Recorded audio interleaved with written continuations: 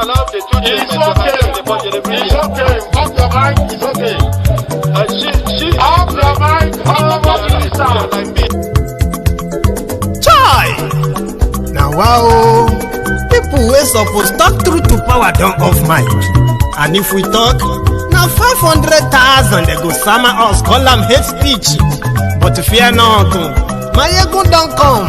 Him go torchlight every corner, nooks and cranny of all these bad people where they spoil our country.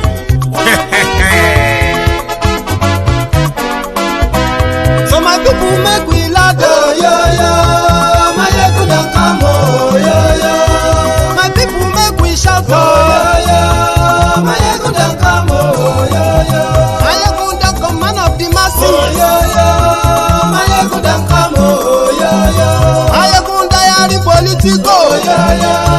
Maiyegun don't come, oh yo yo. This one not the off in mind, oh yo yo. Maiyegun don't come, oh yo yo. And in the touchlight every corner, oh yo yo. Maiyegun don't come, oh yo yo. Okay, some people be they holla say they want the power. Chai, them be promise us say we go get light and power. Nah. Them hustle so they can't get the power. But now they know they do anything with the power. Sure. Every day, dollar just they get the higher power over naira. Still them talk say make we off mind. But thank God say Maiyegun don't come. So my people make you laugh, oh yo yo. Maiyegun don't come, oh yo yo. My people make we shout, oh yo yo. Maiyegun don't come, oh yo yo. Maiyegun don't come, man of the masses, oh yo yo. Maiyegun don't come, oh yo yo. Maiyegun diary Politico, oh yo yo. Maiyegun don't come, oh yo yo. This one not they off in mind, oh yo yo. Maiyegun don't come, oh yo yo. Person where they do evil, no one make person talk. Them say that Maiyegun, that man too they talk. He too they talk. Say Maiyegun diary, he they hot like pepper. But every day then they take money in bulk. Woman picking they the street they hawk. Still them talk say make we no talk. But thank God say Maiyegun don't come. So my people make you laugh, oh yo yo. Maiyegun don't come, oh yo yo. My people make you shout, oh yo yo. Aṣòfin tí ń rúfin o, ayé ẹ̀sùn rájì.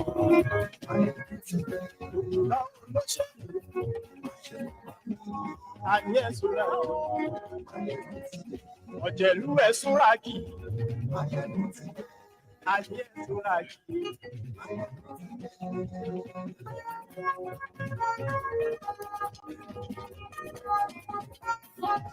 Maiyegun ti dé.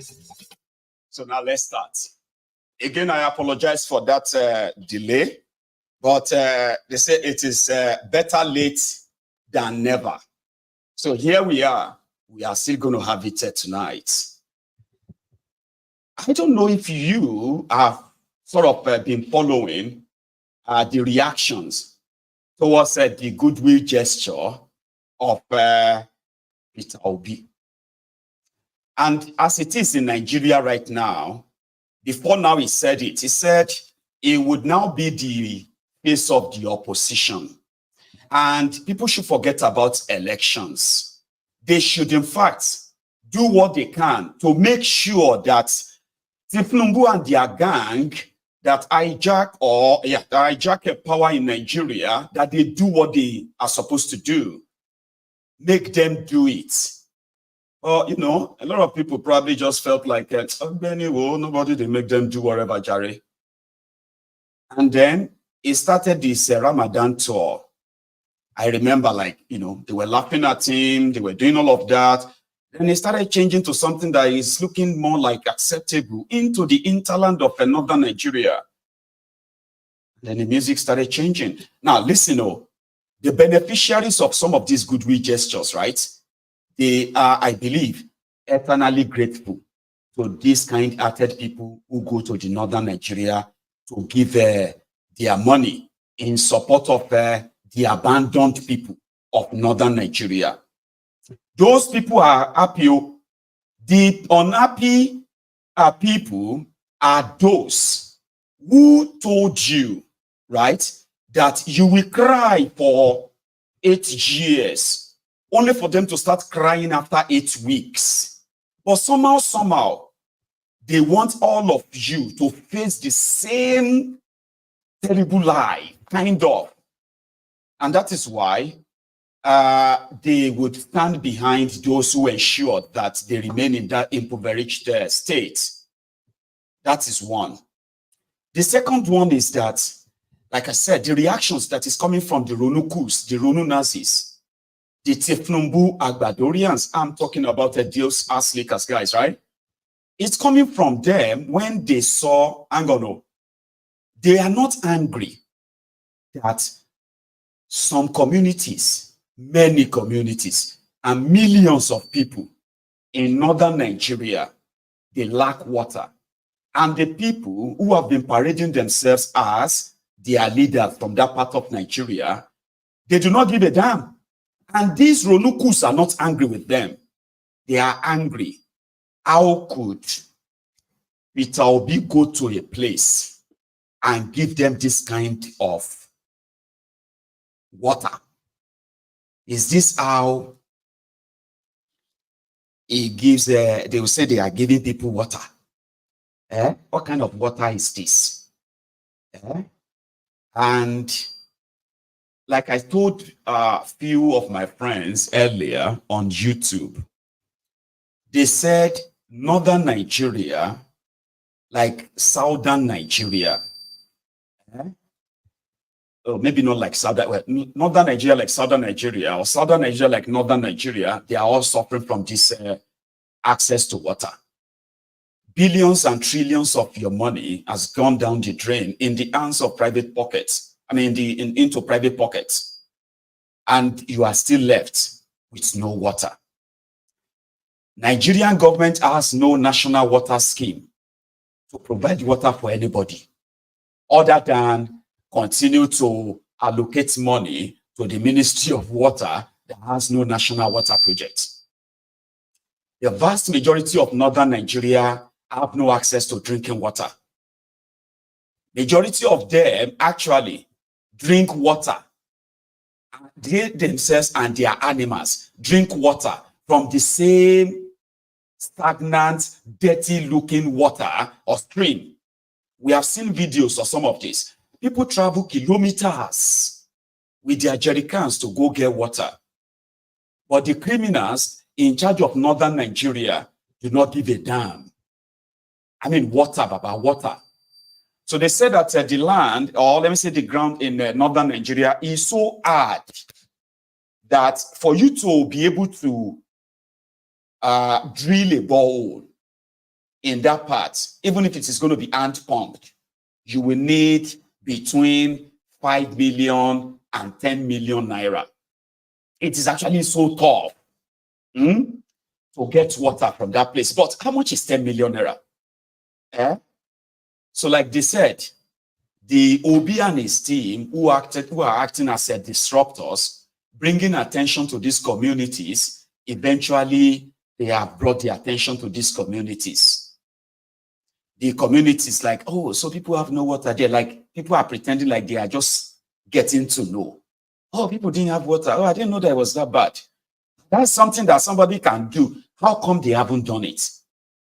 How come that the job of your government is mostly left for individuals? And not only that, this is actually the crux of this chat tonight. This is where I need you to help me, because I don't want to believe that I know everything in this matter. Since they born me, I have been seeing southern elite, Igbo politicians, and all of them going to northern Nigeria with a bowl of charity. They have this premonition that they are like messiahs who can help enough. They go there to the abandoned communities, abandoned areas. They give them their money. They hand them all of their stuff in order to help them, whether for political gain or for validation. But Southerners enjoy going to the north especially the southern politicians, for validation. Validation from those who are the ruiners of northern Nigeria, the oligarchy, and their feudal system. The feudal system that makes all of their citizens there, who are supposed to be Nigerian citizens, they are actually like serfs. They are the subjects of their elite. So you cannot access them. You cannot come and say the way they are ruling them, you don't like it. So somehow, southern politicians go there with all this money, whether stolen or whether personal or even state governors, they go there with their state money to go and buy validation. But I have not seen one single politician from northern Nigeria go to eastern Nigeria and do a project, community project, supportive project, something that you can say, wow, it's reciprocatory. Have you seen any? I mean, I can tell you schools built by Okorocha that he said he gives people scholarship there from northern Nigeria. I have seen schools built by him.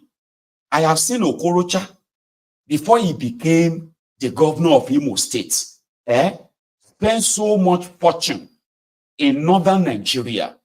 In his words, helping the Alimajiri children. He speaks Hausa fluently. Okay, he has assimilated with them so much that it only took just one test. When he said he wanted to be president, it took just one test for them to tell him, we don't know you. I haven't seen any northern politician go to the, for example, Yoruba land, and just renovate schools. Okay, like buy computers or buy stuffs and supply those schools in Igbo land. And they say, this Shokoto politician, this Kano politician, or this place or that. You know what I mean? Like, I have not seen any. I haven't. And I have not seen the Igbos. Somehow, feel entitled that why are they not coming to do something for us too? I have not seen us, the Yorubas, feel somehow that, how come these northerners are not coming to come and help us too?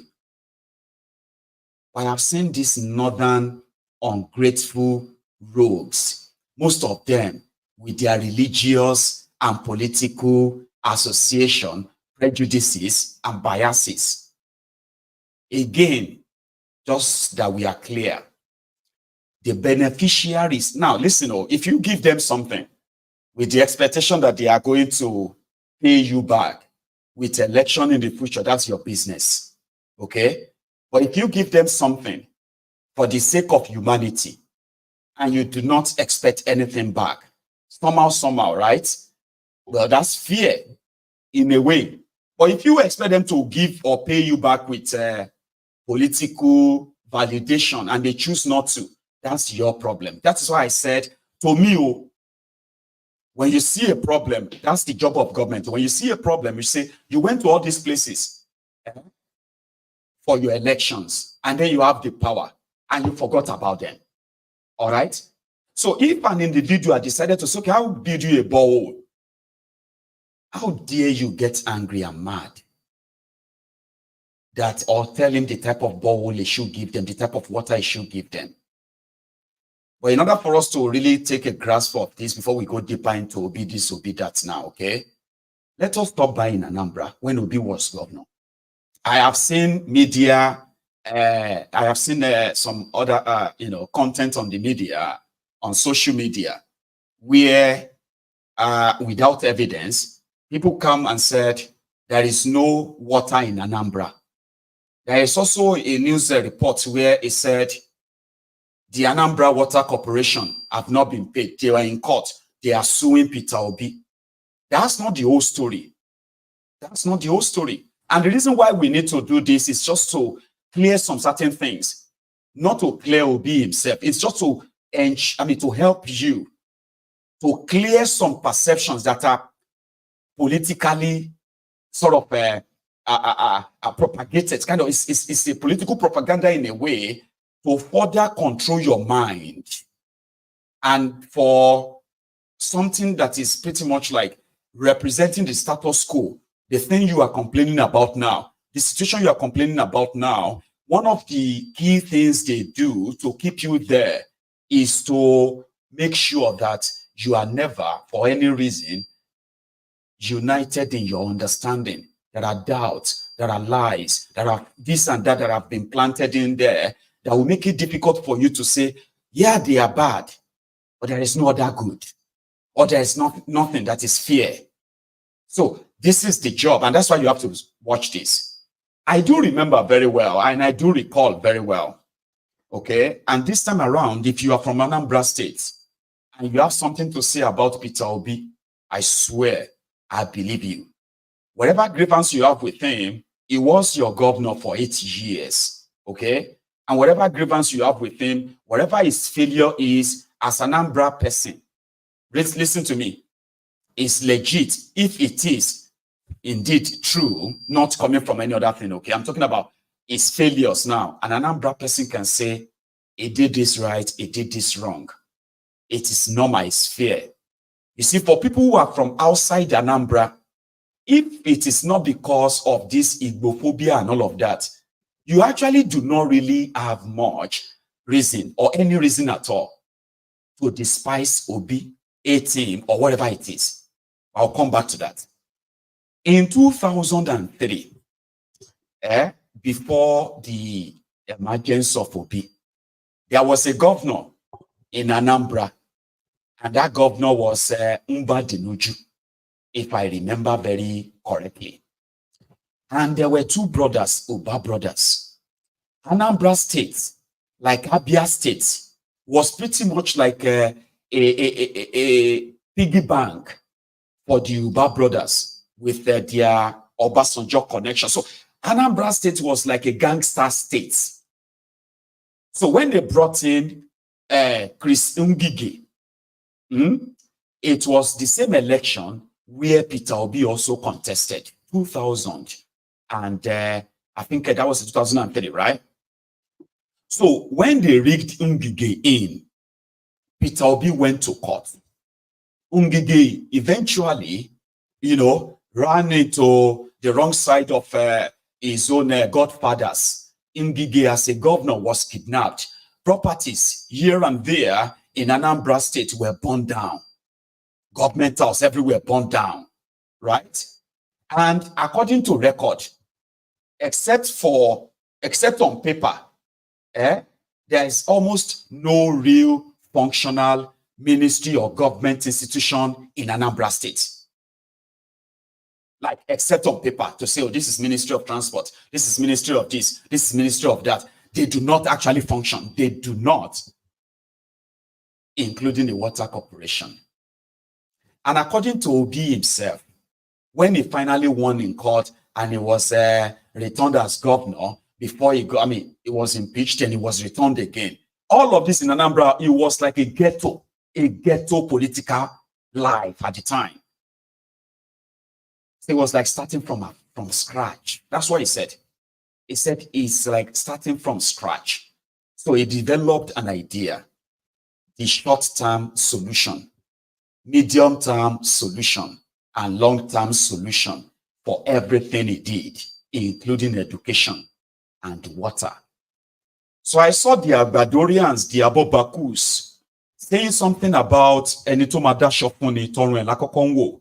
He who wants to give you clothing, you should look at what they are also wearing before you can say, oh yeah, okay, let me see the cloth.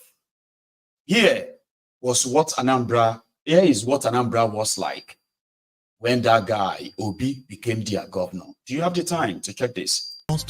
Were all dilapidated. When we came on board, there's no functional water scheme in the entire state. Our approach became short-term, medium-term, long-term. What is the short-term position? Do as many boreholes as possible, especially within schools, which we are still doing some. As of today, we've been able to do approximately 500 boreholes. These are in different towns. You see it in our adverts, so the towns know they exist. And within schools and healthcare centers, because it's critical. So Governor Obi wasted no time in tackling head-on the provision of water to ease the burden of the people, saying that access to safe drinking water has a direct bearing on the health and well-being of the people of Anambra State. Partnering with other developmental agencies like the European Union, UNICEF, and the federal government of Nigeria, the Obi administration, through the State Ministry of Utilities and Water Resources, has recorded successes by installing new water schemes, revamping and expanding existing ones in categories such as urban, rural, and small-town water schemes. One of such urban water schemes successfully rehabilitated and expanded is the Okika Odoka water scheme, with 100,000 surface tanks pumped by boosters to an elevated reservoir of 100,000 gallons. Residents of the area now have potable water in their houses, with water meters attached to record consumption for easy and accurate billing. The Akuzu Ifite water scheme is on stream, with the capacity to supply water to parts of Akuzu and Dunu in Oyi and Dunukofia local government areas respectively. It has installed local government areas respectively. It has installed a surface tank of 50,000 gallons, 3 boreholes, and 2 new 150 horsepower boosters. It has the capacity to pump water through a reticulation of nearly 10 kilometers. To cover other parts of Dunukofia and Njikoka, the Njikoka-Dunukofia water scheme is now functional. It has an elevated reservoir of 100,000 gallons being supplied by 2 new boreholes. It also has a 350 kVA standby generator. The water scheme currently supplies water to Ukbo, Aba, and some parts of Abagana and its environs. Another major achievement of the Obi administration in the area of water supply is the successful rehabilitation of the Obizi Uga Regional Water Scheme. Water from the Obizi Natural Spring is pumped into a treatment plant, where it is further pushed by boosters to 14 nearby towns. Water from this facility is stored in various elevated reservoirs, some far away as Ibuku, Akbo, Oyeuga, Ekulobia, Isofia, and Ukpologu, all in Agwata local government area.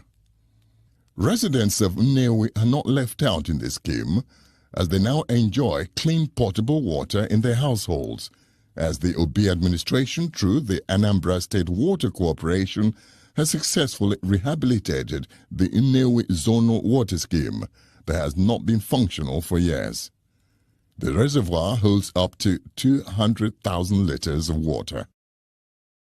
The unique feature of the Ubaha Amensi water scheme in Agwata local government is that it is powered by solar energy and has a 3,000-gallon storage tank.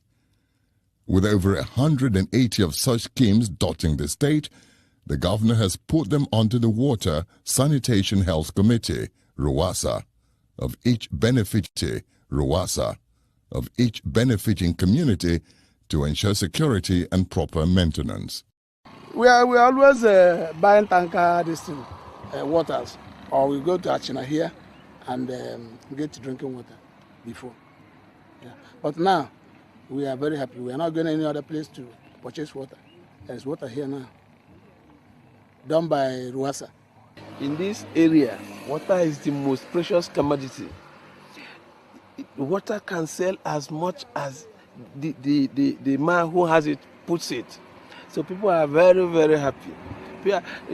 Before now, people think that there is no water underground water in this area. But this government have proved them wrong. We have this kind of facility here, one up there, and 3 other places that are powered with generator. But we have 2 that are powered with solar. So it is really a very big thing. People are very happy because it has never happened before.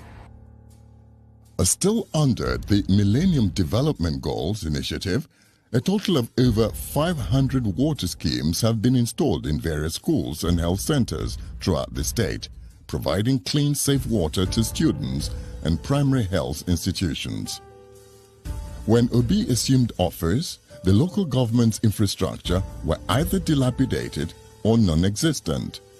So for those who lived in the rural areas, reaping the benefits of democracy was something they only imagined but never experienced. Today the story is different, as those local governments that didn't have befitting infrastructure now have, and those whose structures were in shambles now wear a new look. Onitsha North local government now operates from its own complex with 2 new administrative blocks befitting a local government. Yes, the reason why I have to show you that is just so you know that this issue of water, that guy already did something similar 18 years ago. That video you are watching there is more than 16 years old. After Obi left Anambra, when Obi was leaving Anambra, after that 8 years, this guy was removed as governor of Anambra State. See, he won in court. After he got rigged out, he went to court. The court returned him, removed Ngige, since they have now confessed that they rigged for Ngige. And Ngige is not paying up anymore, so he has to go. He had to go. So somehow, they made an arrangement, and Obi was declared winner by the court. He was returned his mandate, so to say. And just a few months after he was sworn in, you see all the local government, there is nothing in local government. There is nothing in ministries. It was all like free for all, Baba. In Anambra that time, the Uba brothers, from what we heard, though, they will call the governor once the allocation of the state lands. They will call the governor to their house, and they will call the commissioner of finance to their house. Right there inside their house, they will share Anambra state allocation. All these ones are all these ones that you have, ministry, this local government, that forget it. Local government money, state money every month. It was when Ngige decided that, which kind of thing be this? Because Ngige also decided to start fixing things. So let's give him that credit too. Especially if you are from Anambra, you know what I am talking about too. Chris Ngige, decided not to give the money to the Uba brothers. He started doing things, started paying, some pensions. He started paying things out, but it didn't last. The court removed him, and Obi became governor. Then the House of Assembly, controlled by this gang, they now wrote they now made a proposal that they wanted to renovate government house with this social money. They want to renovate the House of Assembly with this social money, and they gave them to Obi. And Obi was like, no, Are we building a new one? Are we this? You get what I mean now? He now decided to cut down the budget. The following day, they initiated impeachment against him. The same way court just returned as governor, he was removed months later. So he went back to court again. Then the court returned him. That was when he now had the time. For like first 2-3 years of Obi, he was in and out of court, because that was how Anambra was then. It was a gangster state. If you know strong, no go there, no try am. At the time, but by the time this guy was done and he was leaving, Anambra State from about 29th or 30th position when it comes to national examinations. Education, Anambra became number 1. He invested so much in it that it became his legacy. The day this guy was leaving, no single pensioner was owed any pension. No single worker was owed a salary. No contractor was owed a dime. And when he was leaving, he left in Naira, he left over 100 billion Naira. This same guy left over $150 million that finally yielded so good for his successor that he contemplated of building an airport. Now, whenever they talk about Obi, they always want to make you believe that it was their government. This was not the guy who ceased to be a governor since when? For more than 13, 14 years ago. Oh, sorry, maybe not that long. Yeah, almost 13 years ago, almost 13 years ago. Another person had become Anambra governor, depleted all of those saved money, added debt. Anambra owes no single debt. Obasanjo cleared all of the Nigeria debts in 2005, 2006. All the states in Nigeria had zero debt. When Peter Obi was living in Anambra, he left zero debt. Zero. That the person who succeeded him spent another 2 terms, 8 years after him. Another person had become Anambra governor and he's already spent almost 4 years. He's running to go for another 4 years. But the way they talk about him, for these 13 years, there has never been any single investigation against this guy. Not against anybody that worked with him. Not a single person that worked in his government is under any probe anywhere for the past 13 years. But somehow, I think it is still convenient to blame him, especially in the Nigerian parlance. And I cannot be a judge of that. But if you want to do, can you please do it in a way that you won't look stupid or ridiculous to those you are talking to? You have elected officials. If they have been constructing if, for example, now, right, 13 years after this guy left, majority of those who want you to probably see it the other way, 13 years after this guy left power, 2 other people have been in charge, and that's 13 solid years. Okay? Like I said, no single kind of any investigation or whatever, corruption or whatever against him. And when you now place him side by side, or put it this way, those who succeeded him in his own state, or those you possibly call your leaders, do you think if they have done what they should have done, anybody will be triggered now that they are not being given presidential borehole? Like, if you want to go for him, go for him. I'm not disturbing you, but go for him in a way that you are not sounding so stupid. But that's how majority of those who wanted to have who have something to say about this guy, that's how majority of them sound to me. Like, I heard that. Have you actually found out some of them yourself? In this northern Nigeria, they believe that they were born to rule. If you are born to rule, isn't that supposed to be for your people? Let's start from the middle belt. I mean, middle central. You waited about not central. This one I learn you.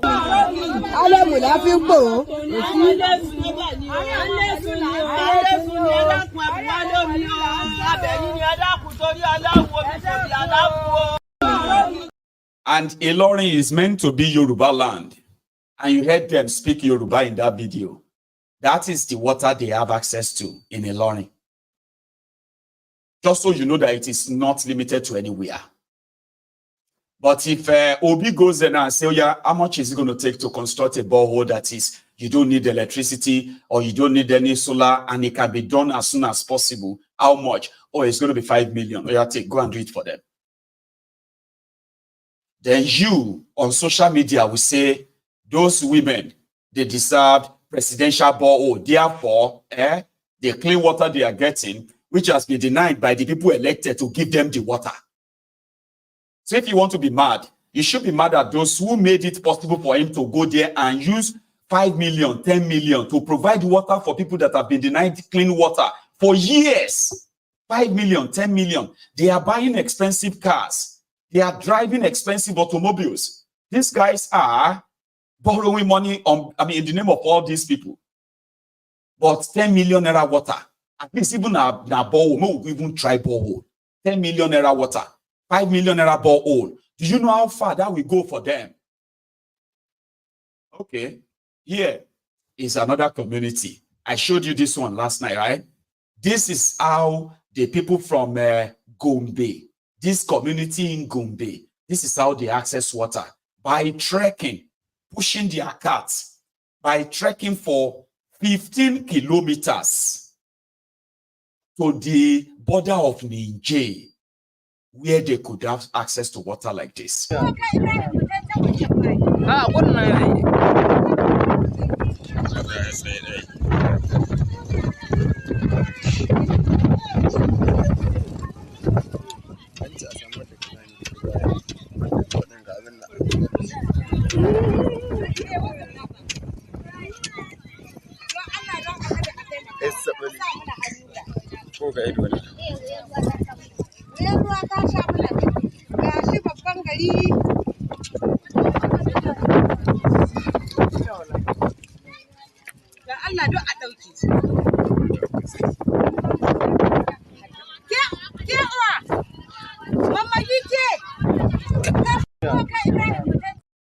Now, with 5 million naira borehole or 10 million naira borehole, the entire community can be saved from that dangerous journey through the desert of terrorists just to access to power. Take a look at this, another community in that northern Nigeria too. Bob, in northern Nigeria, look at this place. Look at this place. Look at this place. The whole of this place, there's no water anywhere. No water anywhere. The people are suffering. The people have to go long distances to fetch water. And Peter Obi, on his own, decided to spend his own money to do borehole for people to be able to do one or two things. And some people are coming online. Some people are coming online to criticize him using his own. What did the leaders of northern Nigeria have done to help the people in this condition? This is too much. This is madness. If you know you can do why haven't you done something about the water situation in Nigeria? Somebody uses his own personal money to do borehole, and we are here talking. God have mercy on you. His Excellency Peter Obi shine wanda ya ce a zo a muku wannan aikin domin yanayin da kuke ciki na rashin ruwa muka ga ya kamata a zo a muku domin rayuwanku ya samu sauki. So wani irin fata kuke da shi a wajen shi Peter Obi? Wani fata alheri abin ruwa masu kyau wanda muka gabata a ƙasarmu. Kuma da so da fatan za ku sa shi a cikin Bob. Like I said, whether it is for election that may never happen, 2027 that you may never witness, but you see those people, they don't care about your politics, I think. And you see those guys that you saw in that video, they are those who are possibly selling the idea to be like, yes, because they are close to him. Sir, if you can just water project, like, you see, all this Ramadan that we are going to these places, some of them, they do not have access to water, they do not have access to this and that. And probably like, okay, yeah, so can you give me the, the number of those communities? Oh yeah, we've got like about 20 of them. How much is a borehole if you have to drill one there? Oh, it is 10 million naira, sir. Oh, 10 million naira. Okay, then 20 communities, right? That's 200 million naira. Now take it. Now let's go and do 20 boreholes for them. At least they will have access to water. And we can also help them raise awareness that the government should bring proper water schemes to these communities. They are really, really suffering. So what Obi did is that he's used his personal money to bring attention to something that should have been a national emergency. Here you get. But they said that community where he gave them the borehole, this one, they say the current speaker is from there.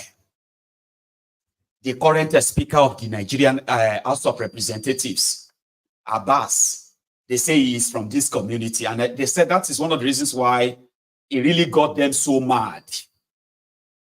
You see this one in Zaria. They said, what's that guy name? Abbas, the Speaker of the Nigerian House of Assembly, came from here. This is his community. They have no water. The Speaker.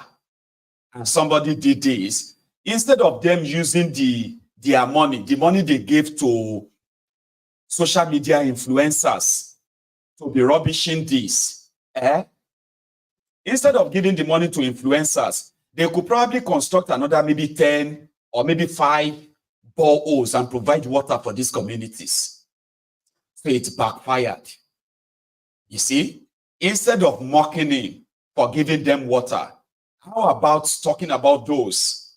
But anyway, like I said, that is not even the crux of the matter. The real crux of the matter is this. Why does anybody from northern Nigeria think anybody from southern Nigeria owes them any form of charity to start with? Then what is really wrong with some of you, the southern politicians or southern elites, trying to get a validation from the north? And most of the time, the validation you are looking for, what you get in return is disdain. A kind of a disdain for you and for your people. I haven't seen any northerner. You see, they will tell you they are the richest in Africa. And they are the poorest in Africa too. Their richest man has no real bearing on them, except when Ramadan is coming and they will give them food.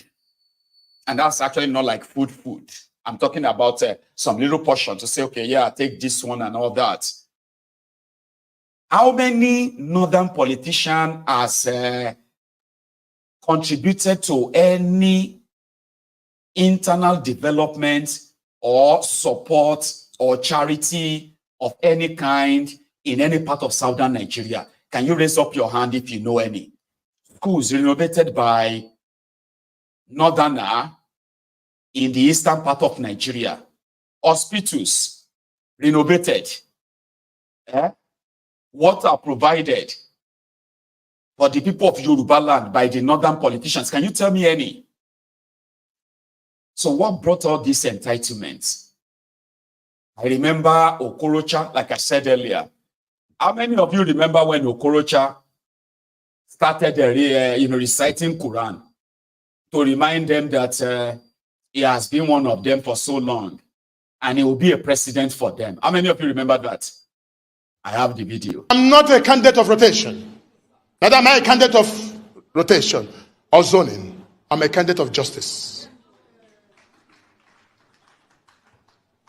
Maybe the Southeast or the South has not been able to present their matter very well before the rest of Nigerians.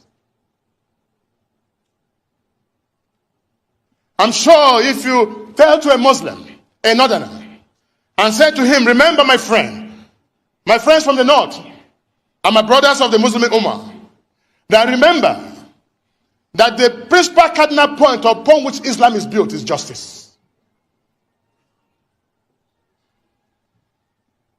Prophet Muhammad sallallahu alaihi wasallam acknowledged the fact that in Quran chapter 16 verse 90, it says, Inna Allah Yagmur bil adl wa ihil, saying, verily God commands justice and fairness.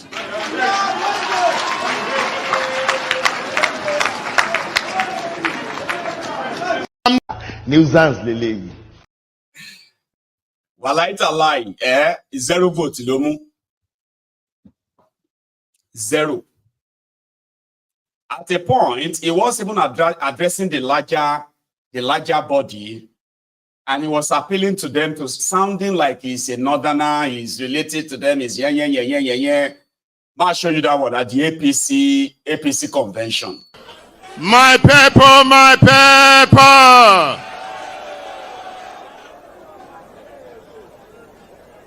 I'm here to sing a new song. I'm not here to sing an old song. If we keep doing this politics the same old way, we shall be getting the same old result. Your Excellency, Mr. President, my President, Madam President, Vice President, leaders of our nation, leaders of our party. First, let me start by thanking God Almighty that I'm here with you today. Because if this convention has taken place when it was scheduled to take place on the 30th, I wouldn't have been here with you because I was somewhere in detention. But thank God Almighty that God in His infinite mercy saw us postpone this convention. Hence I'm here, and I'm here to address you. I'm not privileged to be one of those who made the list of preferred candidates of this convention. Neither do I enjoy the blessings of the mighty and high in our society. In fact, I'm the bestest of them all. I'm an ordinary Nigerian who depends on the people to be elected, and for the people as my strength, and for the people to serve. The people are my strength in this case. I'd like to remind all of us again that power is a trust which can only be justified when used for the benefit of the common man. You must hear me and hear me out again. This nation this time must get it right. I want to say to you, my delegates, especially those of you in partnership, the hour has come, the die is cast.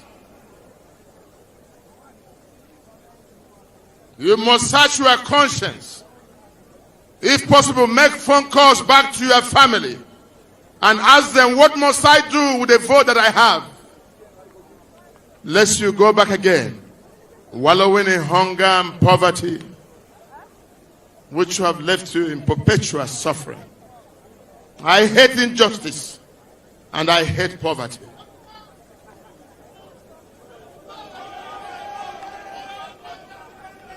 I have covenant with God Almighty that when He blesses me, I shall bless others. And when He gives me, I must share with those who do not have. Because of my own, I can do nothing. But I can do all things through God who giveth me strength. Gentlemen, ladies and gentlemen, my insistence in politics, after my traverse in politics, having formed this party, the APC, I have every reason to quit politics. But when I remember the poor, the widows, the sick, the needy, our nation bleeding, when I remember the insurgents, then I have reason to come back. I'm here to serve you. I've run for this presidency the third time, and I lack nothing. And I'm not in this presidency for primitive accumulation of wealth. I'm not here to buy cars or buy aircraft. I'm not here for anything. I'm here for one thing: to save the lives of the numerous poor Nigerians while uniting this nation. Nigeria must hear me out. Today, anyway, he was there regaling himself and all of that. So last, now zero. The reason why you are watching that is because it is a popular saying. They say the Igbos must build bridges. Okorocha built more than bridges. Last, when it was time for them to remind him who he is, they did not miss the shot. And the rest, they say, is history today. So, the validation they are looking for up north was also something I so much detest. And it's pretty much like something all of them wanted to do. In Kano, this issue of water scarcity, because according to them, they said Peter Obi told them that if giving all these people the boreholes will trigger the supposed government to do what is right, then he has no regret. Children fetching the same Obi's water in Kano.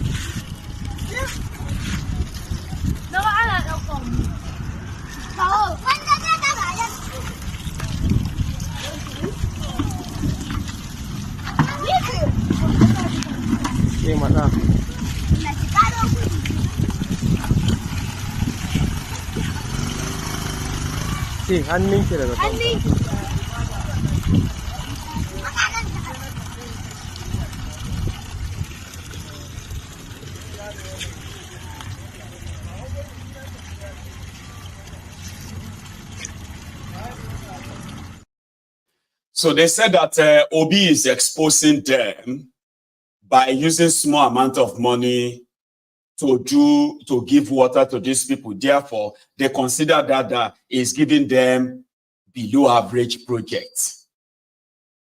So what he has achieved is that he has got a lot of people talking, and it has also exposed the entitled mofos. Those ones who believes that it is their entitlement, it is their this and all of that stuff. And those who are also doing it just so that they keep discrediting him as he remain a threat. You get that? So, but as it is, the question you should be asking yourself before you get yourself engaged in any of these days, right? How many northern politicians, how many have you seen in southern Nigeria actually contributing to the development of our own communities too? How many? Zero. And for those who are giving them their money, well, it is their money. I can't really say much about that, other than to make sure that you are not kind of helping them to amplify nonsense. If these rogues who are in charge of your government actually are doing what they should be doing, you don't need charity from me. I don't need to provide water for anybody. I am living in the UK now. I do not have to provide water, not for myself or not for anybody in any part of the UK. It is water, for goodness sake. 64 years of independence. Come on. So it's all intentional to make sure that they will never have access to that. Just like they won't have access to many, many things, as they are naturally programmed to be like that. So if this guy uses his own money, millions of it, because let me tell you something, I have actually seen more than 10 boreholes and videos and pictures done by him. If it costs 10 million naira to drill borehole in northern Nigeria, the cheapest, and pump, that means this guy has spent over 100 million naira giving water to people that government didn't give water to. And you actually think you are not mad, joining others and then trying to throw them or trying to rubbish that. Oh, there's a you share. Anyway, let's go forward. You have heard about the Shaguri, the Shaguri brothers. Now, the Shaguri, this, what's his full name again? Shaguri something, but I'll use Shaguri. Shaguri is a Tifnumbu's confidant, is Tifnumbu's official confidant. He is the owner of Eco Atlantic. Also, is the owner of high-tech construction. High-tech construction is like that of a CCECC or Julius Baja or Maiyegun construction. That's still in the, it is still an incubator, right? So what they have there is that right now, according to the Nigeria supposed bidding law, whenever governments want to give out a contract or they need a supply, they will have to announce it to the general public and say, we are doing this, are you interested? Come and bid for it. They are planning to construct a road, they call it Coastal Road, okay, from Lagos to Calabar. It is meant to pass through that, it's meant to start from Eco Atlantic and then straight following the side of the ocean, the coastal line, straight to Calabar. And they said if it is completed, it will take you just about 56 minutes to drive from Lagos to Calabar. I don't know how true that is, okay?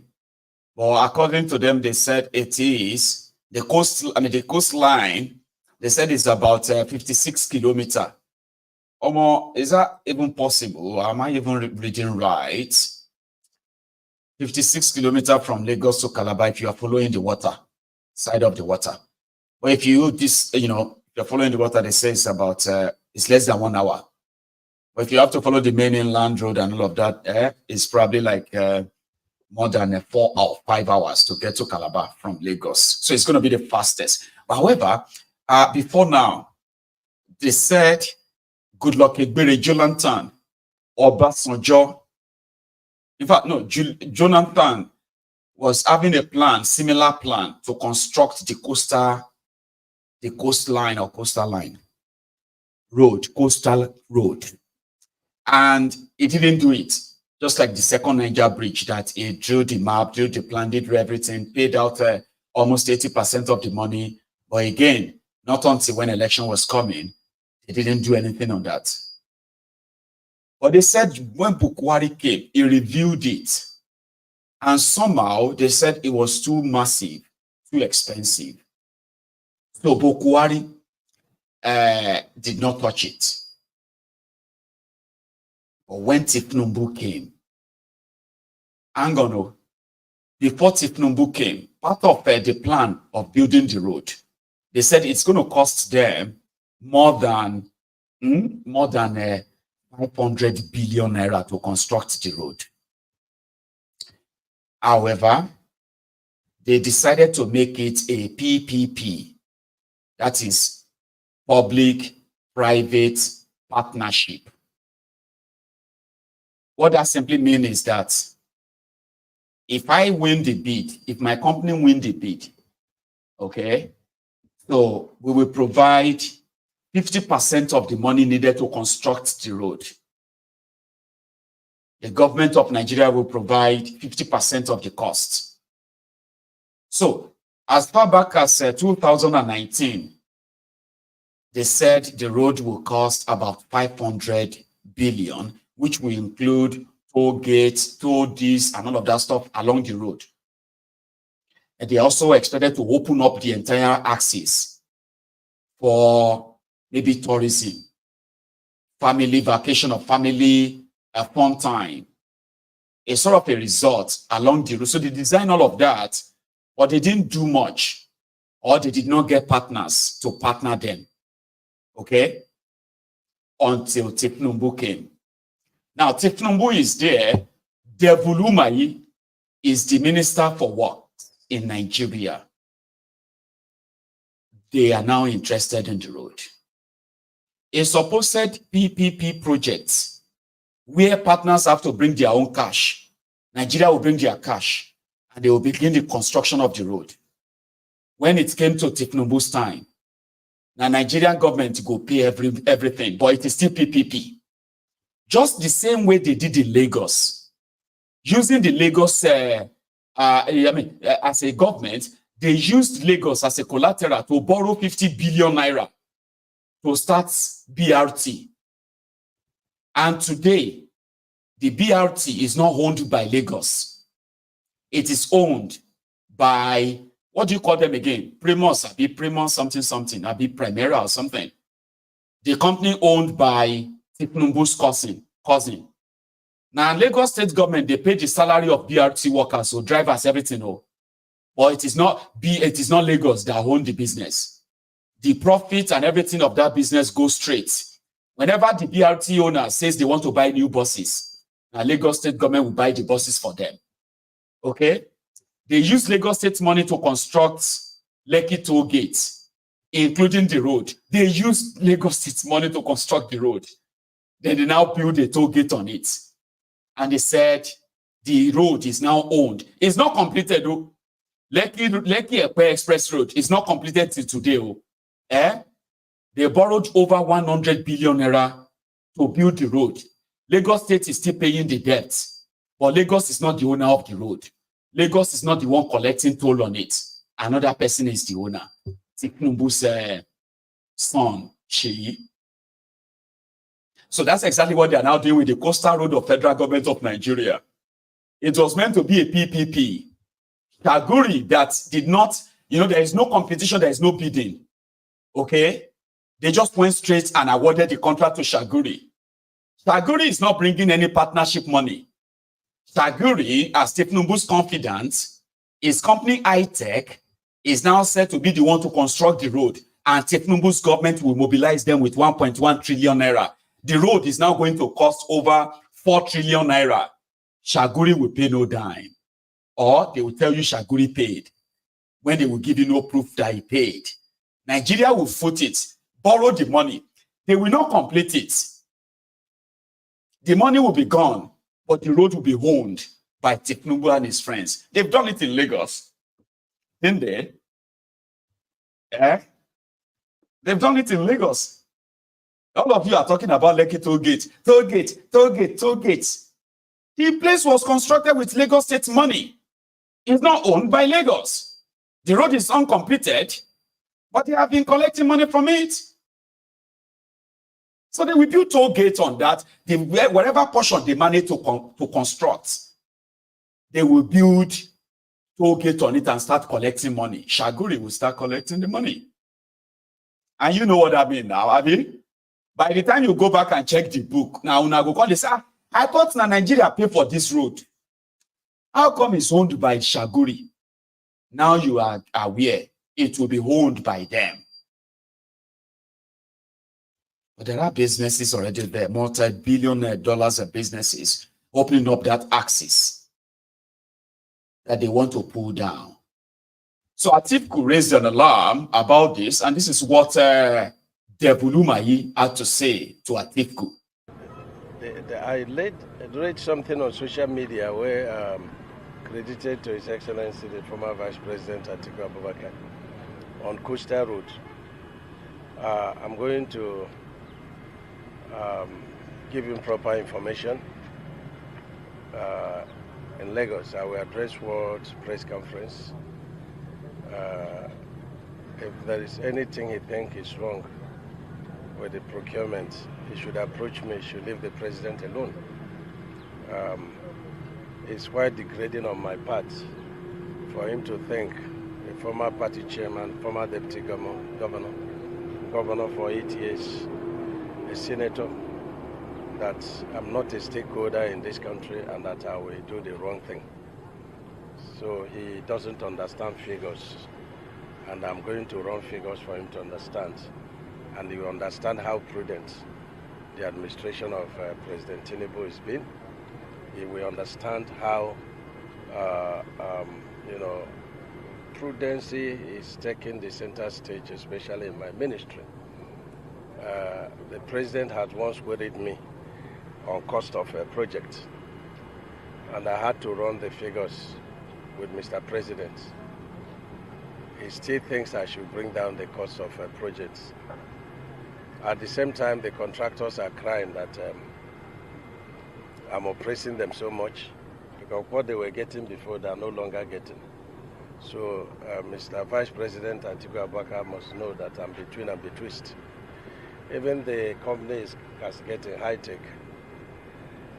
It was through persuasion that they are accepted to do the cost, to do that project at that cost. But when I run the figures, Nigerians will see what this present administration is doing. So I'm not here to run the figures. I have seen the figures they are parading, but my figures are quite better than those figures, and I understand this engineering, so I'll run the figures, and I would like journalists to be prepared.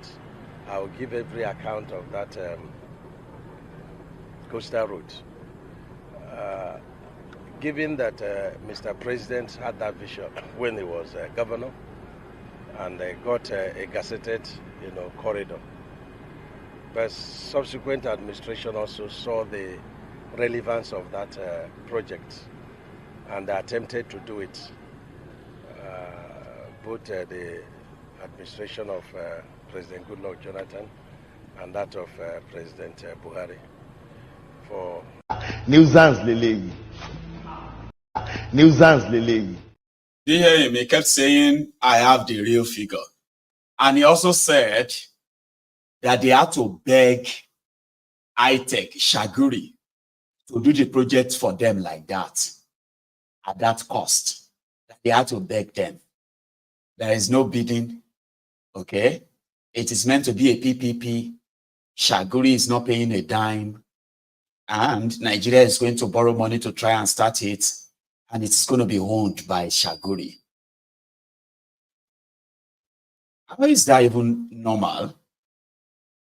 Like, that's a crime.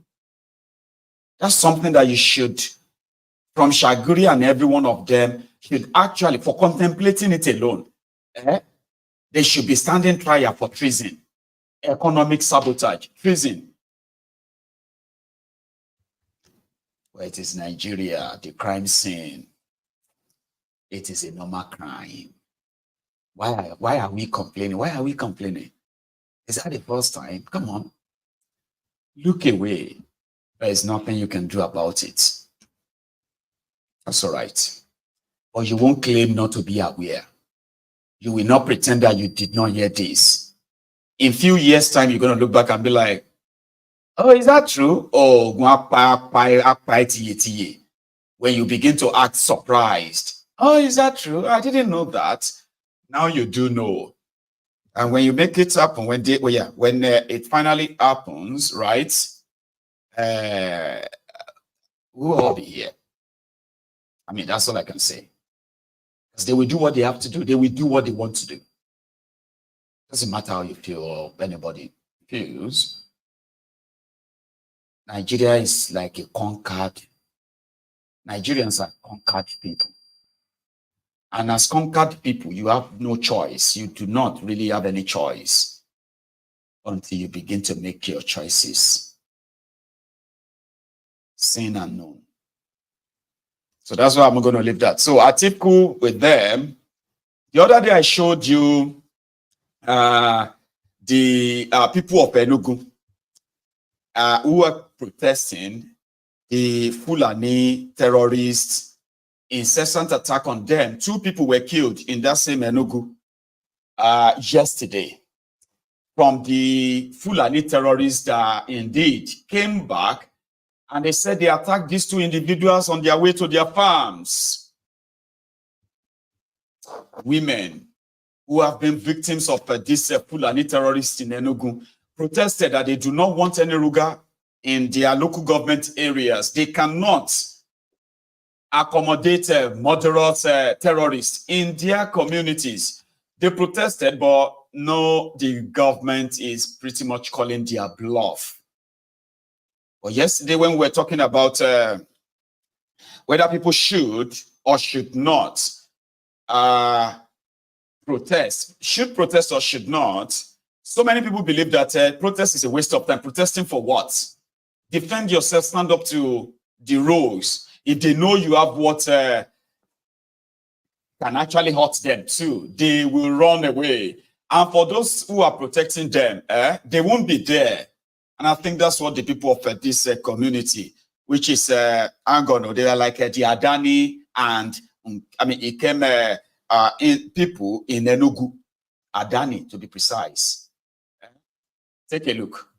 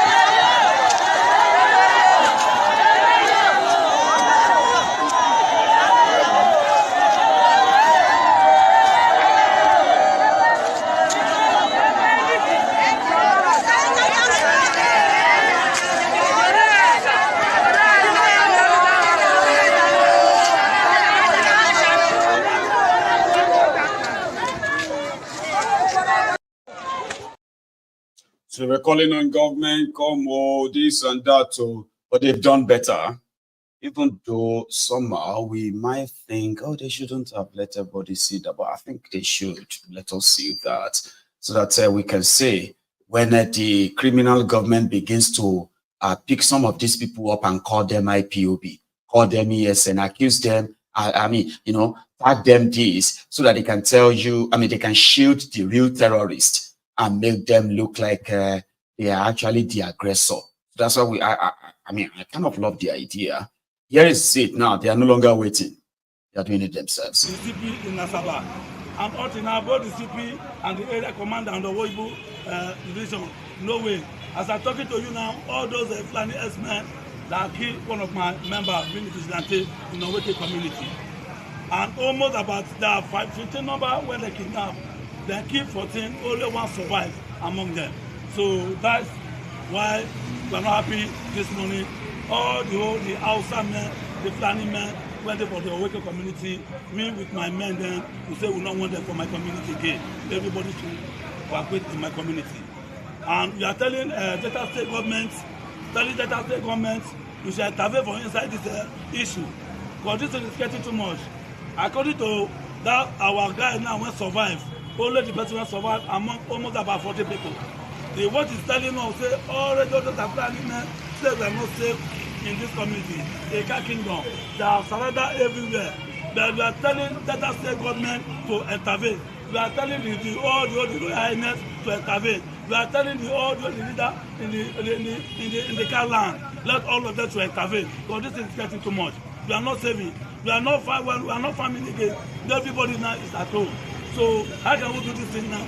We are begging, we are pleading that we help to make sure say to keep our Eka kingdom good. Thank you very much. Thank you, sir. You are welcome, sir. Chairman, according to your statement, you said they killed up to 14 people that they kidnapped. How did you know about it that people were killed, the ones that they kidnapped? Okay, the one among the 15 that when they kidnapped, the one survived when come back yesterday. Because normally before when they call, I'm the one who calling them when we are negotiating. So end of the day now, when other people, about 40 people don't respond, they're not seeing money to break. So that's why the other one now will survive. So that one is the one who gives them 2 million. So because of that 2 million now, they release that one, is the one who come back and tell us say give almost about 14 people. I can see you and your men, everyone here are gallant. I can see that the job that you people have done this morning is very welcome in our Weke community. The Eka people in Delta. Anyway, it is the whole phenomenon going on in Nigeria. People have to resort to protecting themselves or defending themselves with whatever they can get or use, or else we are all just awaiting disaster. Okay? Now let's go a little bit further. I do not... Give me a circle. That's a call. I don't know if I should show you that now or not. But let's go to Lagos. You know, they just fixed the third mainland bridge in Lagos, right? And according to the report, it seems to be so really cool. I saw videos of those who were driving on the newly resurfaced or newly refurbished third mainland bridge. But somebody sent me a message today and said, they said the road is too smooth. Their cars were going too smooth and they're like sliding. I was like, what does that even mean? Like, is it that it's not good, or it is too good for the Nigerian cars or Nigerian, for the Lagos vehicles. Then while we were trying to kind of have a chat around that, they also sent me a message that a downfall, a commercial bus lost its control on the road, and while struggling, in that state of confusion, right? That state of loss, I just flung 2 of his passengers inside the ocean, inside the lagoon. It's an accident, okay? It was like, downfall. Did they leave the door open on Third Mainland Bridge? Like the conductor will stay at the, at the entrance of the door, and he'll just be there like, and then and then like that. They said 2 people just like got flung into the lagoon. We do not know if there is any casualty, okay? But here is a picture or a video from the scene. Happening live.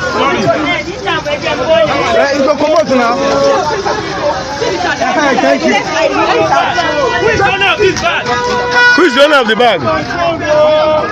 The person still there alive? Where?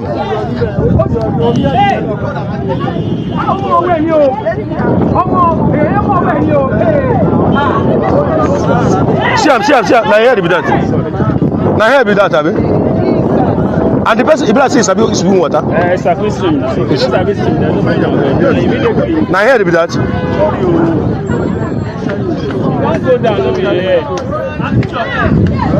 Jesus Christ. Check your phone. Oh, yeah, they are just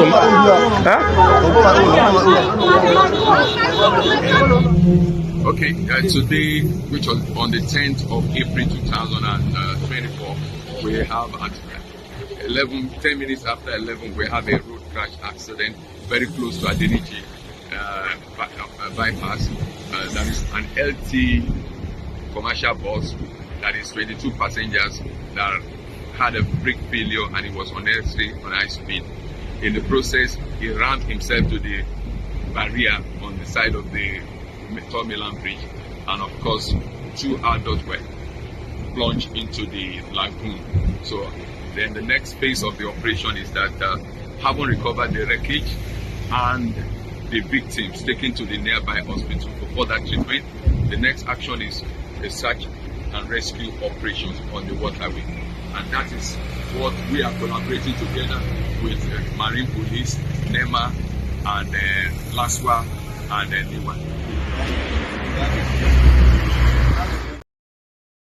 It's Lagos now, so yeah, the lagoon has, sort of the Third Mainland Bridge has probably enough rescue personnel to help out the victims. So the way they described it for me was that the road was too smooth. No, the guy lost his brake.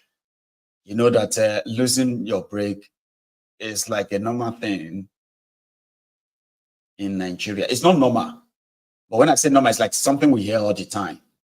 Sometimes when I am driving, I do imagine, oh, more, hey, 75, 80. Or more, if this brake just feel like this, or more, our body, let's say, Jesus. I could just sing down as our body, let's say, Jesus, BT, Yarawa. You know that kind of thing. You imagine it, you are driving like, and it's just like, and you look at the speedometer, it was like 78, 80, and then something just says, imagine if the brake fail. What do you go do? What am I going to do? I don't know. Immediately like that, I will just bring my foot up like, all right, let's go back to the normal speed, 70. In fact, 70 is too much. Let's go to 60. You know that time that something just says, slow down. In Lagos, brake law, the guy who ran into the barrier or ran to the barrier, he believes that the barrier will stop him. He was on top speed, discovered that there is no brake anymore. New road. This new road.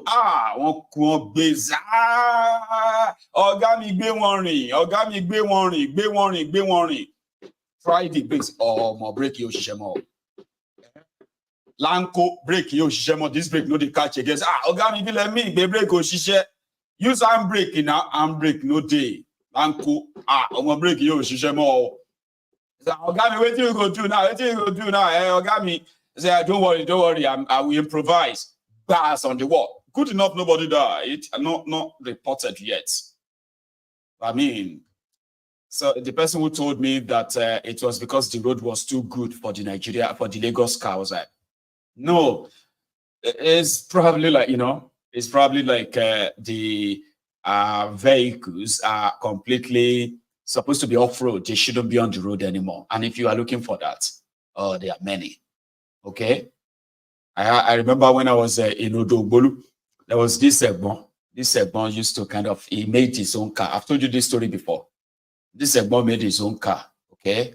The engine is like the engine of a Bedford or engine of Datsun. The body of that truck, he built a truck for himself, right? The body of the front side of the truck, that one was like Toyota. The back side of the truck was like maybe Mazda. What else can I pick up from the body of the truck anyway? To the point that when Egbon Shino's truck, whenever Egbon Shino's truck was coming, you won't know where it's facing. This is how a car should be. Egbon Shino's car be like this. This is my hand now, like this. And like this, they go. Instead of going like this, when Egbon Shino finish building his car, and like this, they go. The car will be coming towards you, but you'll be looking at that side, kind of. And if you see this Egbon, whenever, when this Egbon is, whenever it brings in the farm produce, like, people who are like, went to the farm, who are their farm produce that they need to bring. In fact, the traders who buy things from the farmers, direct from the farm, they work with Egbon Shino. But sometimes you will see the truck, it will be like, say, one break into two. Like that. Imagine instead of your car to be coming like this, but the car is like that, and it's coming to you like that. And you're like, is that a car or what? Kind of. Nigeria, they get cars that shouldn't be on the road. So if you now carry that one, go toward mainland bridge, the car may be too sweet. The road may be too sweet for the car, and the car will just lose its mind, lose its brake. Anyway, that's just like a side joke. It's not meant to be funny. I just thought I should. Because I was trying to imagine what could have happened until they said, no, it's brake failure. Oh, that's clear. Then it is not that the road was too good or too smooth for their cars. I have a big brother here who is also in Nigeria right now. He said when he heard about the crash, you know what he did? He canceled his visit to the island.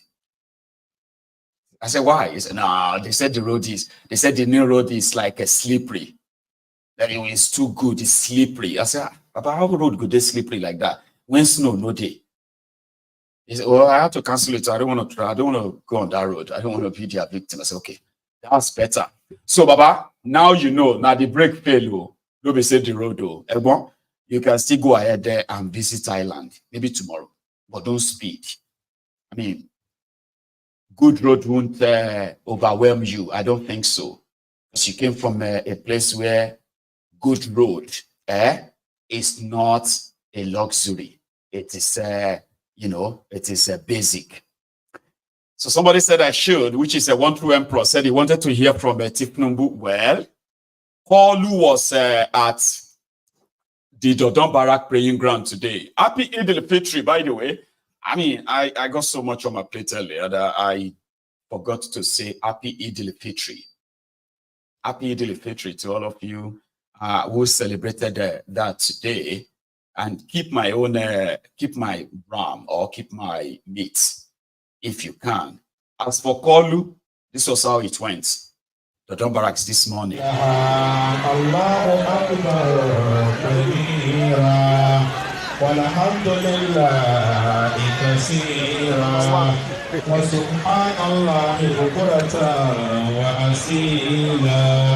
لا إله إلا الله وحده أنجز وعده ونصر عبده وأعز جنده وعزم الأحزاب وحده لا إله إلا الله ولن نعبد إلا إياه مخلصين له الدين ولو كره الكافرون.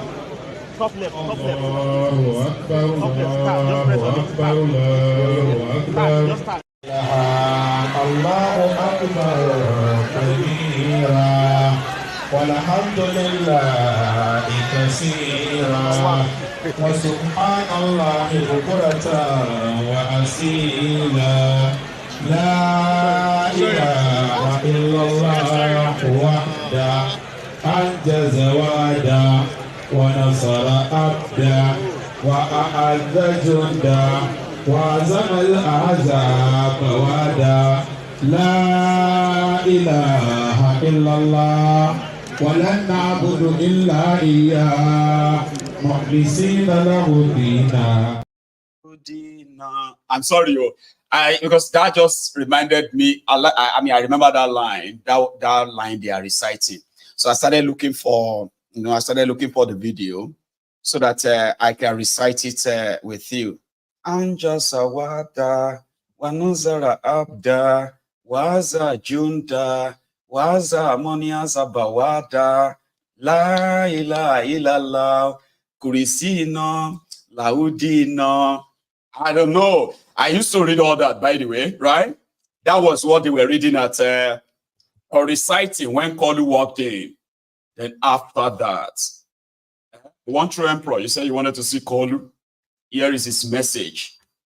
Persevere and persevere and baby what kind of talk? Listen. 30 days of religious obligations and supplications in the month of Ramadan end with Eid prayers. President Bola Tinubu, who severally implored Nigerians to protect the dignity of the country, would continue here. But coming first was the two-standing prayer led by the chief imam of Lagos State, Sheikh Suleiman Oluwatoyin Abunola.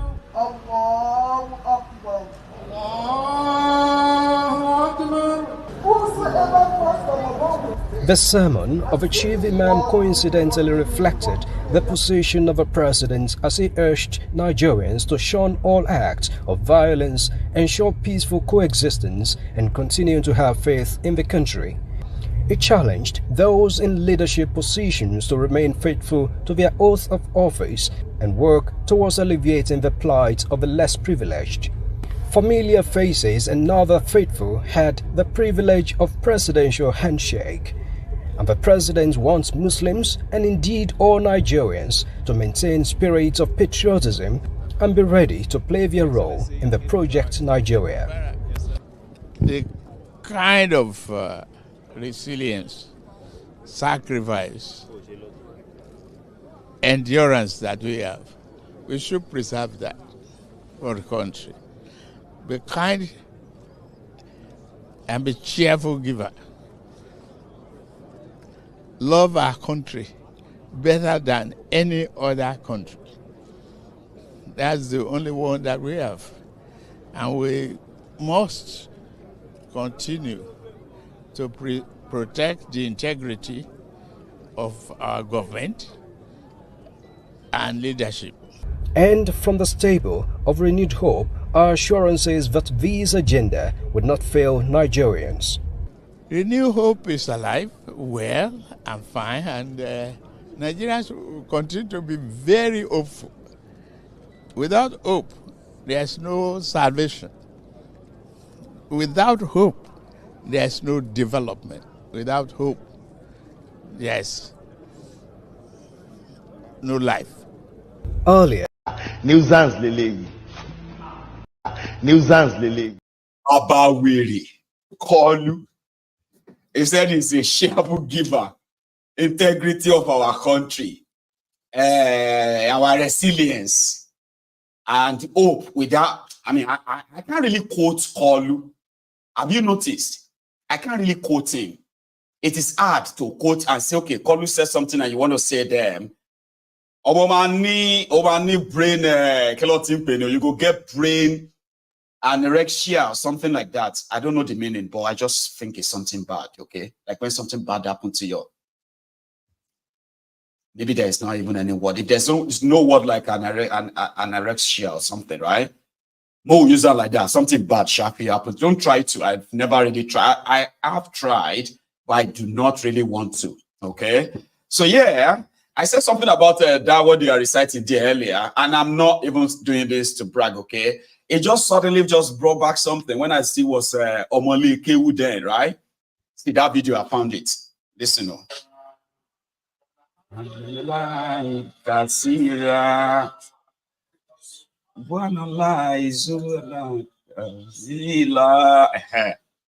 La ilaha illallah wada anjasa wada wa nasara abda wa aza junda wa aza monia sabawa. La ilaha illallah kurizina laudina. Like I shouldn't forget to, but you know me, eh? I told you when I was called Rashid, I was raised as Muslim partly, and I was also raised as a Christian until when I got to a stage and I was like, I do not believe in both anymore. And I still do not believe that all will never believe in both. I respect everybody. Because you know something what that religion stuff, or when I was part of that, what it did for me is that it gave me an opportunity to understand the religion. And when I did my findings, right, it is never going to be anything for me like that. You get that now? But it gave me a chance to respect you, everyone who is like religious, you know, like, I respect you. I will never disrespect you, except when I see that you are using that your religion as a threat to cover up a bad stuff. Like when I see something bad. I want to say it and you're like, no, Maiyegun, leave that one alone. Why are you, be very careful, eh? You know that, you know, all this man of God, you need to be very careful, Maiyegun. That means you are using your religion to threaten me. And I will lose it. I'll shake with what religion. Here you get. So it gave me a chance to, and that's why I said, majority of those who are parading themselves as religious people in Nigeria are scammers, businessmen and women, right? Some of them, they are like, for those ones who are Christians, because they feel read the Bible, you know, go read them. You just say something. You don't even know where it is. My head deep, Gonsha. That man is so deep. It's so deep. When he was praying for me like this, I felt Baba Kushidano. I didn't feel it, don't felt it. Anyway, the other ones are those who sabi read Arabic. So if I sit down here and I'm like, some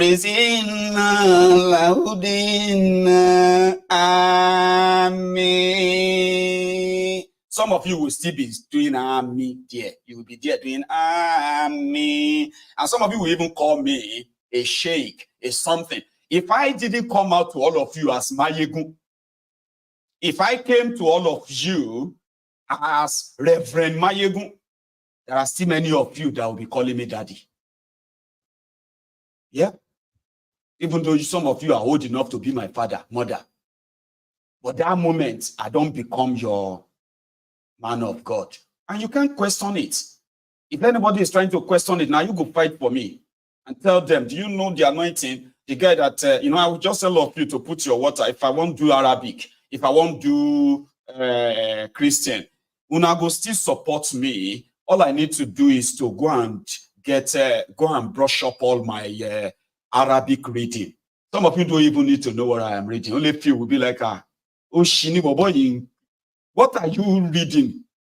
Sheikh Maiyegun? I say, yes, I'm Sheikh. I will get all my bed sheets on my head like that. It's a very big one, so that you can be very scared, okay? Leave my beard on. Don't shave them. Don't comb them. The rougher your beard, the more scarier that you look, the more powerful they believe you are. Then just come in and start speaking all those Arabic. You know, like that. And you see people here, they don't understand though. Only a few will know that this guy is saying nonsense. If I perfect it. I see some of those clowns on social media everywhere now. I see them there talking and doing all this wasi, with all these strange strange bed sheets and all of that, or what do you call it? Parlor or living room curtains, right, on their head like that, so that they can look scary and start speaking Larubawa. They start speaking Arabic. They know you don't know the meaning. You don't know the meaning. But to you, it must mean something. And you don't want to find out. Because these people can call Al-Janun, they can call this, they can call that, and somebody said, Maiyegun Shentori to know how well to have by Maiyegun. Is it because Stephen went to the Don Barak to go and do? Is that the reason why you are now like facing? I'm not facing you.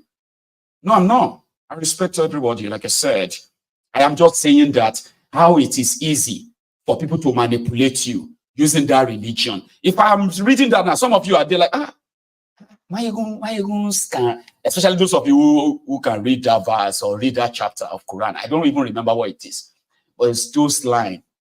Hajasa, Wada, Wanozara, Abda, Wazaj. I don't even know the meaning. But they have put it in my head since I was just about 6 and 7 years old boy. It hasn't. There are many of them in my head like that.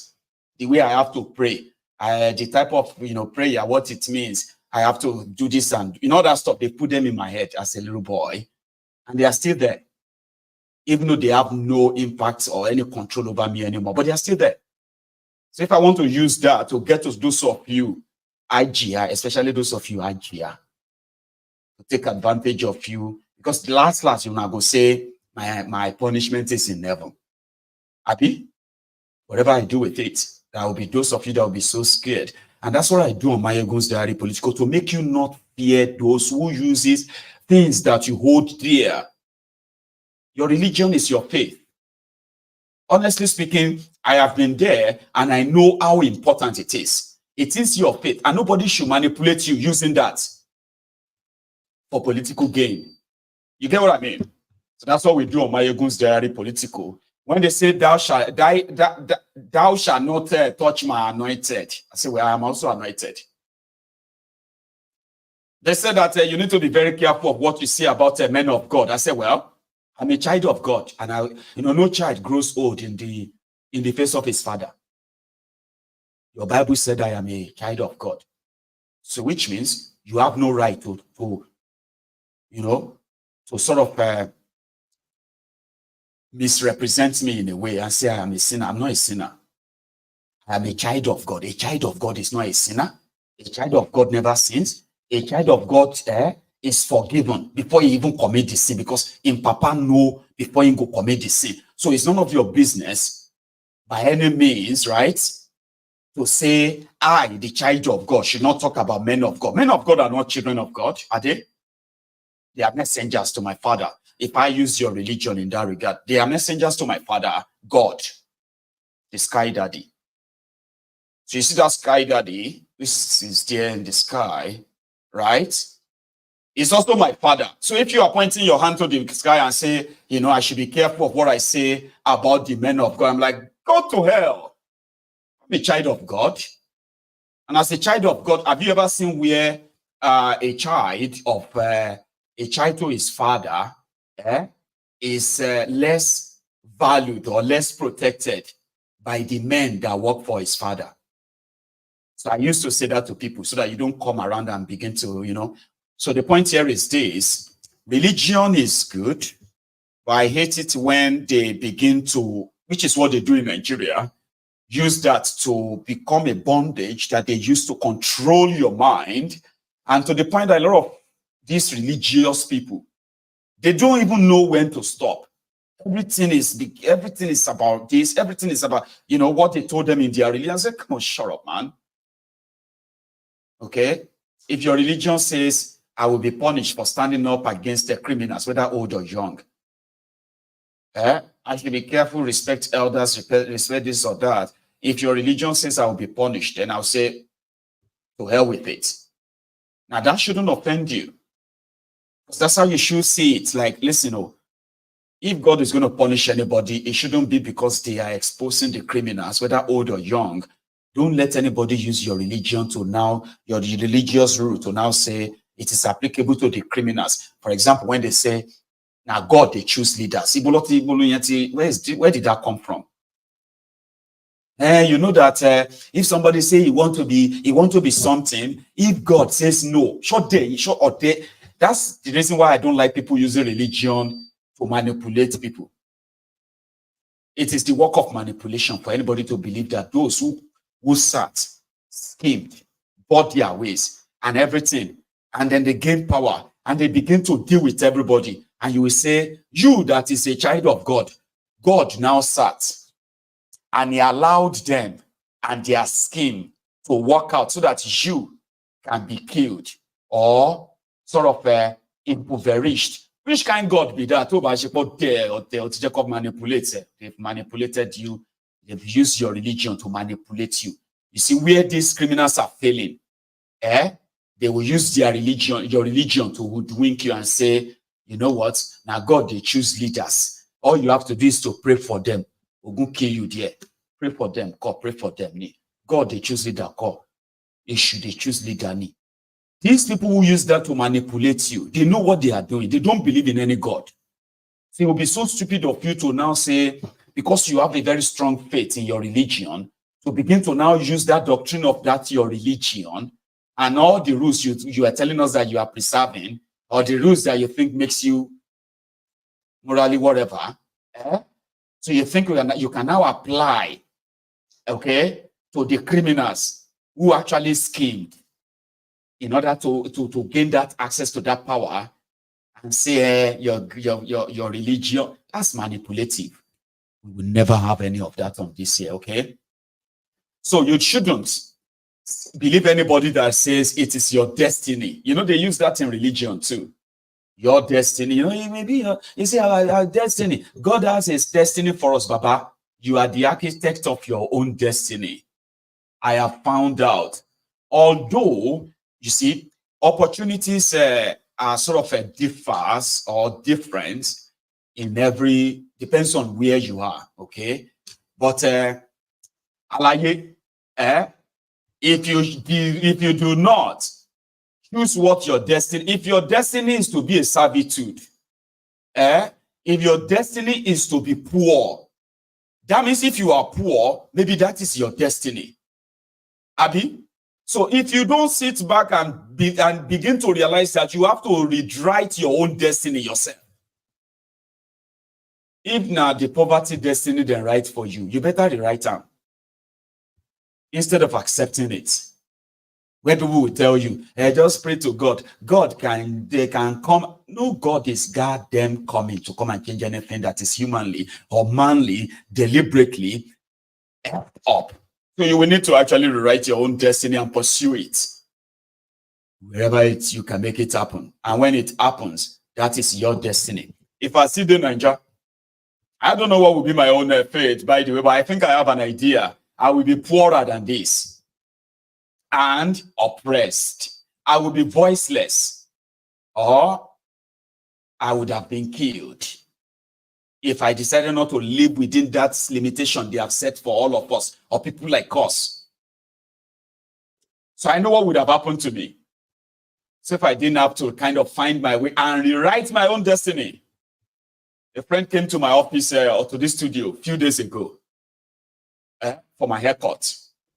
And while we were talking, while I was having that haircut, right? A very good brother too, right? And he said, man, you have done well. Oh. Indeed, if you see this office, it's really lovely, but not to my satisfaction yet, by the way. So it was like, man, I remember when you used to say your dream is to have a platform with a very big voice, that the most powerful people, they will be very, very careful of you, even if you don't have 0.1% of what they have. But because you have something that is so powerful than whatever money can buy, or whatever any of this gold or whatever things can buy.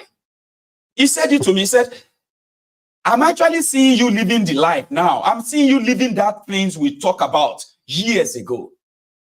He's talking about 8 years ago when I used to have that chat.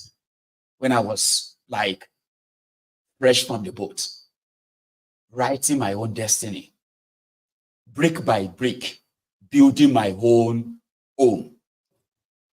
So it was here a few days ago. And he said, it's actually, I said, no, it's not real yet. You have not chapped the door, and they will tell you, one of those rogues in Nigeria is here sitting there in my reception because he's asking me for a few year time to come and defend himself because of what I said about him. I said, it hasn't gotten to that, so it is not yet.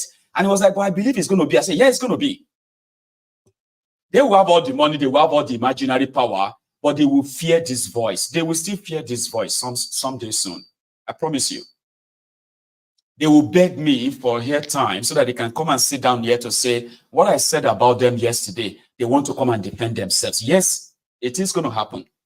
And it used to be a dream. Well, it's still kind of a dream. But you see, this whole thing as well used to be a dream. There used to be things that will never happen. Okay? But there are things, there are dreams, there are destiny that I have actually rewrote myself. I rewrote my own destiny, and it's playing out just now. You have to know how to do that without being manipulated.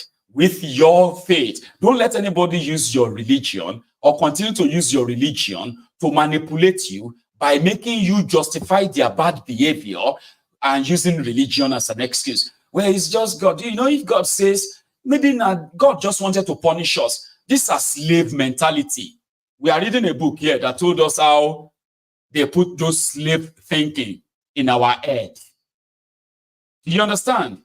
Maybe God is punishing us. Maybe God just wanted to. Maybe God, are you mad, Dini? You are thinking, God, which way God you they talk about? The slave God that they put in your head. That says that when these guys does things that actually affect millions of lives, maybe God just wanted to. Oh, maybe God will come back to your. Are you mad, Dini? And that is why they say something about salvation. They say something about miracle. And that is why the people that brought missionary, or the missionaries that brought Christianity to Nigeria, they were what? They were the rescued slaves. They were the freed slaves who believes that they would have died as slaves if not because of the God of Britain, the God of a white man, saved them and turned them to missionaries who are now saving soul for the Oyibo God. So come on, question beside you, man. Do you understand that now? So that slave mentality of maybe that is how God wanted to be. Maybe God wanted Tifnubu to be your president. Those are slave thoughts. They are slavery thoughts. There's no goddamn God that imposes. There's no goddamn God in any goddamn universe that is projecting that will say, you are my children, oh, but you deserve to be punished. You deserve to suffer. You deserve to die prematurely. Okay? So I want to show to others that I am God. I am God and I can show mercy when I want. I cannot show mercy if I don't want. Now, slave mentality and you worry. Keep it within your word. Keep it within your religion. Don't mix it with politics and governance or government. If that's my problem here. So to get answer, right? If that's where we're going to have problems. When you begin to bring that doctrine into governance to justify bad behavior, I'm a new problem, my dear brothers and sisters. Don't let anybody use your religion to manipulate you. So to get insane, it is not. It has nothing to do with undermining your faith. Your faith is strong. Your faith is real. But stop letting people use that to manipulate you by using this your God as an excuse for the bad behavior of criminals who actually knows what they are doing. They do. So that's the point I wanted to make with that. And I was going to take calls, but we started late. So I think, yeah, it's sort of sad. So I am going to see you some other time. Remember, tomorrow afternoon, we shall continue reading our... Oh, hang on. Did we not agree that we're going to be mixing the two books? So I'm going to ask... excuse me. I'm going to ask you if... because normally we were supposed to continue this.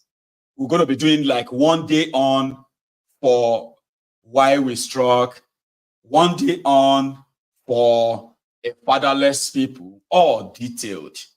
So if you have to choose, which one would you like us to continue with tomorrow? Why we struck. Anyway, I'm going to say a bigger thank you once again to you for joining me. And I am so sorry that we had to start late. Okay. So before I go, how many of you remember this? Say after me. If you love him, I'd like you to repeat what I'm saying. Anna Yorota Chokorocha. You are the best in the whole world. Anna Yorota Chokorocha, the governor. You are our mentor. You are our mentor. You are our champion. You are our champion. You are our father. You are our father. You are great. You are great. You are great. You are great. You are a man of wisdom. You are a man of wisdom. You are a leader. You are a leader.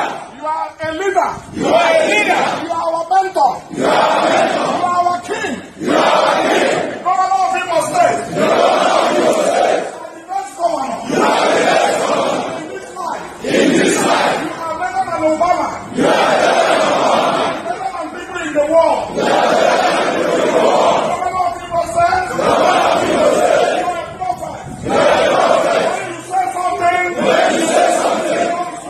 You are the pass. I love you, my governor. I love you, my governor. I love you, my governor. Are you here? Yes. You know, who's supposed to the chief of staff is one of the best supporters. 70 years old man. That happened. Yes, it did. When I was doing my research on, all this stuff, I came across it and I was supposed to show you earlier, right? But it would be so unfair for me not to show you that before I go. Thank you for your time this evening. And a quick thanks also go to this, my friend, as usual, E82. Angono. And also, personally, let me say a big thank you to the African Wahala. I got your super chat, Mommy. God bless you. And I also got your message. You and Iruk said we should do why we struck. We should continue with why we struck tomorrow. I hope you won't miss it. I will see you tomorrow. Enjoy the rest of your evening. Good night.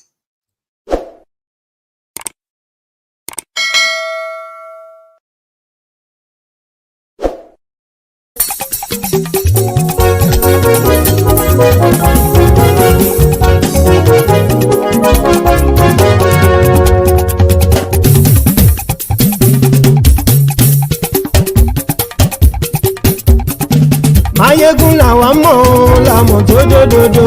Maiyegun Diary Maiyegun number one. Maiyegun làwa mọ̀ làmọ̀ dódódódó. Maiyegun Diary Maiyegun number one. Maiyegun ti dé o ọ̀rẹ́ ara ìlú. Maiyegun Diary Maiyegun number one. Lórí Facebook lórí YouTube. Maiyegun Diary Maiyegun number one. Gbogbo bó ṣe ń lọ ni Maiyegun já wa sí. Maiyegun Diary Maiyegun number one. Àṣírí ọ̀jẹ̀lú kì í bò níbẹ̀ o. Maiyegun Diary Maiyegun number one. Bó bá ṣe eré àní Maiyegun máa wí. Maiyegun Diary Maiyegun number one. Ó sì tún ṣe eré wàá gbọ́ níbẹ̀ o.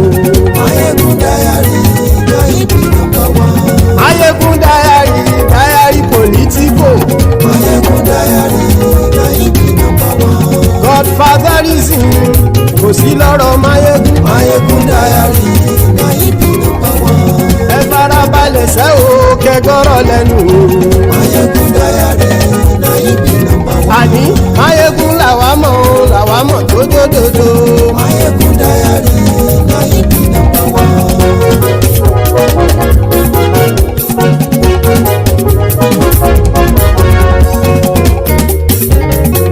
Àní ẹ̀sùn rákì. Maiyegun ti dé. Maiyegun ti dé. Ọ̀jẹ̀lú ẹ̀sùn rákì. Maiyegun ti dé. Àní ẹ̀sùn rákì. Maiyegun ti dé. Lórí Facebook. Maiyegun ti dé. Àní ẹ̀sùn rákì.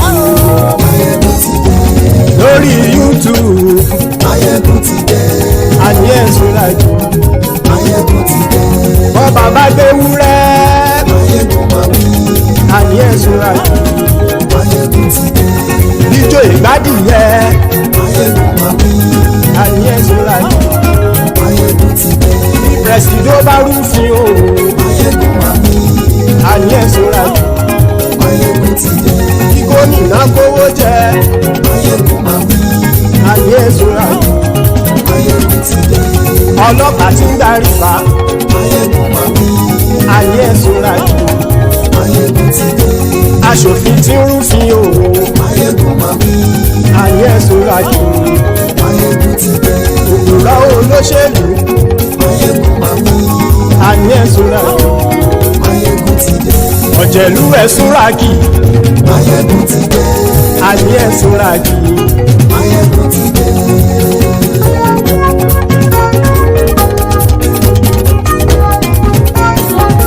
Maiyegun ti dé.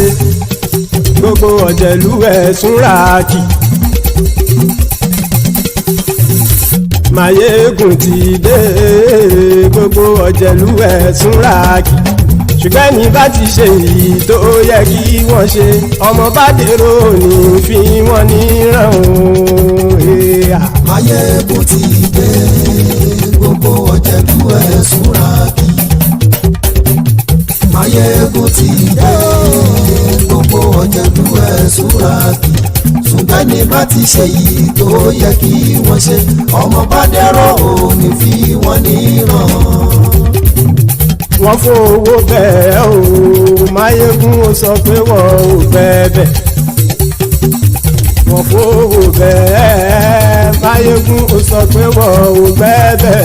Oníkan ṣáàtì ṣe èyí tó yẹ kí wọ́n ṣe fáwọn ará ìlú tó gbé wọn débẹ̀ o. Maiyegun ti dé. Gbogbo ọ̀jẹ̀lú ẹ̀ ṣọ́ra kì. Maiyegun ti dé. Gbogbo ọ̀jẹ̀lú ẹ̀ ṣọ́ra kì. Ṣùgbọ́n ní bá ti ṣe yìí tó yẹ kí wọ́n ṣe, ọmọ bá dẹ́rọ̀ ò ní fi wọ́n níran.